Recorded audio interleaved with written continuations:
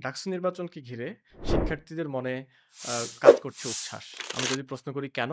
কারণ হচ্ছে শিক্ষার্থীরা তাদের যে কথা বলার অধিকার, তাদের যে জবাবদিহিতার যে অধিকার, সেটি থেকে বঞ্চিত ছিলেন দীর্ঘ সময়।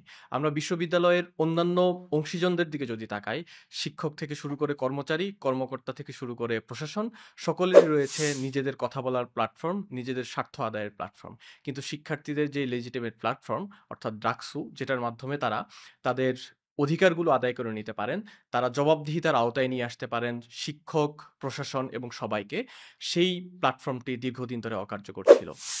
ডাকসুর অন্যতম একটি কাজ হচ্ছে শিক্ষার্থীদের স্বার্থ রক্ষা করা, বিশ্ববিদ্যালয় প্রশাসন থেকে শুরু করে অন্যান্য অংশীজনদেরকে জবাবদিহিতার আওতায় নিয়ে আসা। আমাদের প্রতিজ্ঞা হবে, ডাকসু হবে শিক্ষার্থীদের স্বার্থ আদায়ের প্ল্যাটফর্ম এবং একই সাথে এই ডাকসু অন্যান্য অংশীজনদের জবাবদিহিতার মাধ্যমে এই বিশ্ববিদ্যালয়কে শিক্ষার্থীদের স্বার্থে কাজ করার জন্য যেই বিষয়গুলো নিশ্চিত করা দরকার, ডাকসু সেটি নিশ্চিত করবে। আমরা বিজয়ী হলে আমরা প্রতিজ্ঞা করতে চাই, শিক্ষার্থীদের স্বার্থ রক্ষায় আমাদের সর্বোচ্চটুকু দিয়ে আমরা কাজ করব এবং প্রশাসনের জবাবদিহিতা নিশ্চিত করব।